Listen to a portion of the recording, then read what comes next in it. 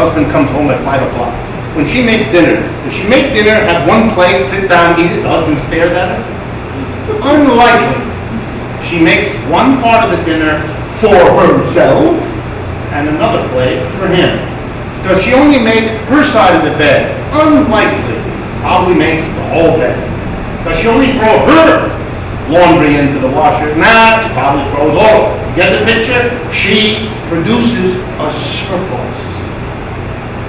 Come on. Who gets the surplus? Again, long story, I just want to tease you with where this analysis goes. The husband does. He gets the surplus. That's his social role, just like it's hers to produce it. They are tied together, not like a capitalist and a worker. He doesn't pay her a salary. That would be a different relationship.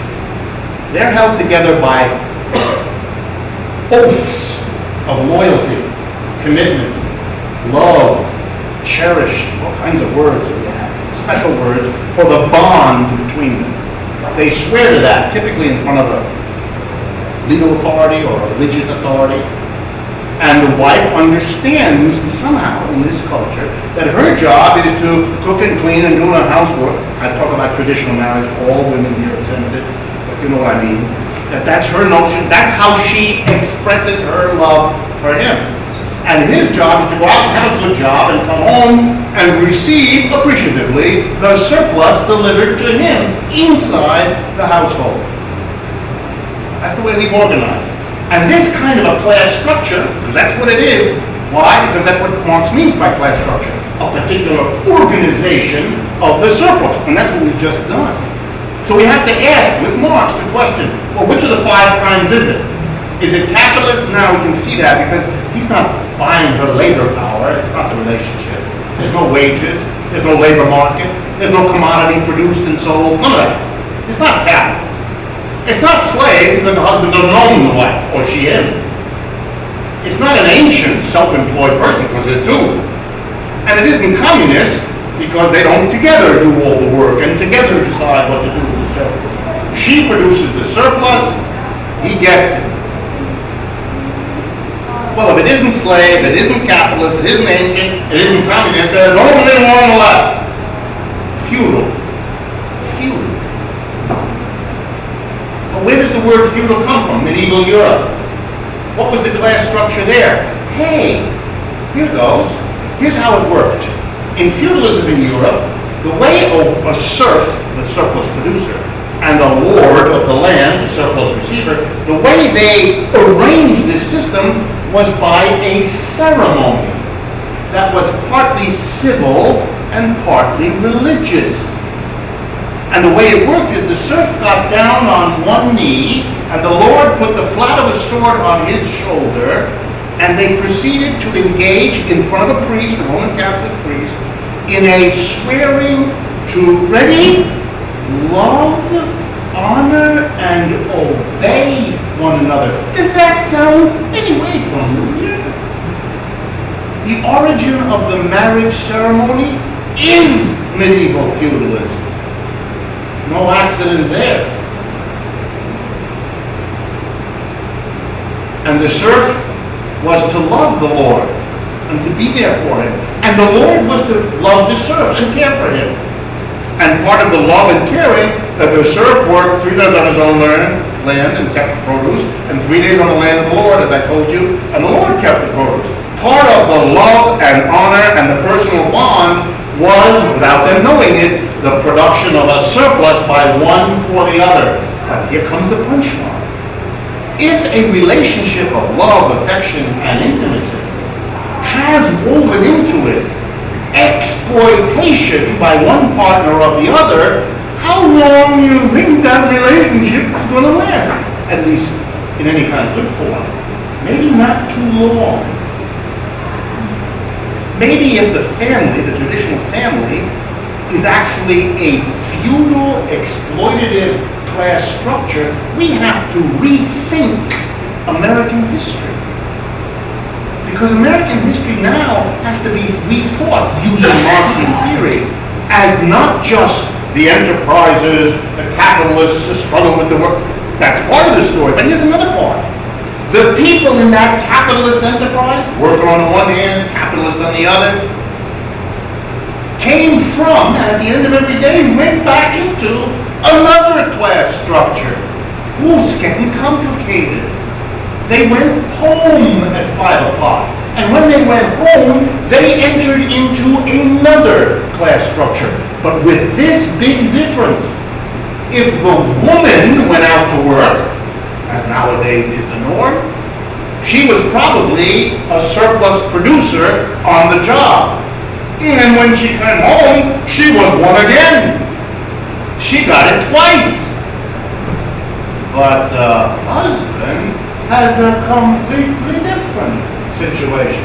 Yes, he's exploited at the job, but when he comes home, he can think of himself, to coin a phrase that Americans love, as, notice the interesting allusion, king of the castle. Another medieval reference. I'm king in the castle. Because he is. He offsets his exploitation on the job by a compensating exploiter role at home. One which might become all the more important to him as the conditions of his exploitation on the job deteriorate. Maybe even if wages go down at the job, the husband demands more surplus as a compensation from the only place he can get compensation, the wife. Maybe wages went down in the 1970s in America. They did. And for the first time, American men, working men, discovered that they were no longer going to get the rising wages they had gotten in the 100 years before. And maybe American men went a little nutty. They couldn't afford to provide the American dream to their wife, to their children, because the wages weren't going up anymore. And maybe suddenly they became very agitated, difficult to live with, squeezing the women to do more at home.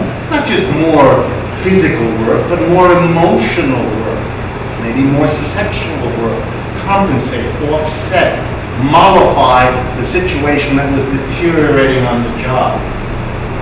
And maybe that took women who were increasingly going out of the house to be exploited 8 hours a day out there, maybe to come home and to have to take care of the housework, which women still do the overwhelming bulk of, whether they work or not.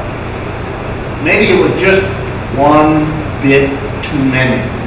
Maybe the household class structure simply could no longer tolerate what happened when the men's wages went down, when the families compensated by sending more women out to work because the men's wages weren't going up anymore. And so the women had to be exploited outside as well as inside, and the women at a certain point said, that's it, I can't stand this anymore. The divorce rate in the United States was very flat for a long time and took off in the 1970s and has never come down. We have the highest divorce rate of any capitalist country in the world, and we have had now for 25 years. Not only that, this feudal transitional family is disappearing. Nobody wants it anymore. Young people don't organize their lives that way. The fastest growing kind of family in the United States is not this kind of family. It's a different class structure. Two new class structures of households have exploded in the last 20 years. The most important, the ancient class structure. The man, but even more the woman, who lives alone. I've had it with this. I'm going to be my own boss in my household, with or without children.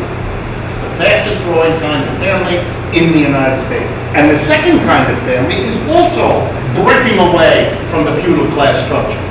It's people who get together and organize. Now, they don't use this language. Of course, no one uses this language because, fortunately, Americans are not polluted by Marxist surplus theory. So they don't have these stories. But they're struggling to set up different kinds of families. Either an individual, living by myself. Most American women today live outside of a relationship with another person. They're alone. Single women. The second biggest one, besides people living alone, people living in groups, 2, 3, 4. And they are setting up, not with this word, but they're setting up what Marx would call communist class structure. They're organizing the household, that the work is done collectively, it's shared. We all do the work together, then we decide what to do with whatever surplus we produce in the way of meals and cleaning and so on. And we organize it. Ooh. If you follow the logic here, here's an arresting thought. While Marxists and socialists and leftists have kept their eye on the enterprise, where no class revolution is going on, this Marxist theory actually tells us there has been and continues to be a revolution going on. Only it's not a revolution in the enterprise. It's a revolution in the class structure of households. And it is changing people and upsetting lives and transforming them in a way that nothing on the job has done. This is a society that for 25 years has been obsessed by psychology and psychiatry, by personal improvement, by interpersonal relationships, by the tension between homosexuality, heterosexuality, obsessed with spouse abuse, child abuse, you name it. The right wing cashed in on it by calling it the time of the great crisis of family values. They at least understood that something powerful was going on to tap into. The left didn't.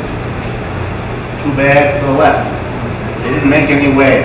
They didn't gain anything from this. They lost. But they didn't need to. The surplus theory might have identified that there was something going on inside American households. There was, in fact, a revolution by women to break out of a class structure in all the different conscious, unconscious ways. Imagine a left that had been able, seriously, as in the early days of women's liberation, there were some, to tap into that, to have something to say to women caught up in a double exploitation on the job and at home. A way to handle that, a way to bring women together, which again, in the early days of women's liberation, with consciousness-raising groups, there was some of that. There's a group called Red Stocking. Red Stocking Star, there were several. The group of women that did Our Bodies, Ourselves, that early book, there were leftist women who were often in the early phases of the women's liberation movement, but they were unable to find a way, theoretically or practically, to hold on, so it got shunted off into glass ceiling structures, equal pay for equal work, which is a feminist movement, but not one informed by any of this apparatus. Let me conclude then by using this apparatus to do a little American history with you. I've done bits and pieces, so it's a nice way to pull it all together. American capitalism was a remarkable institution. Notice I use the past tense, that's wishful thinking. American capitalism was remarkable. It was a new class structure, capitalism, in the 18th century, relatively speaking, but it left Europe, and that gave it a very peculiar set of conditions, unlike capitalism anywhere else, particularly unlike the capitalism that mainly was in Europe, except for this as an outpost.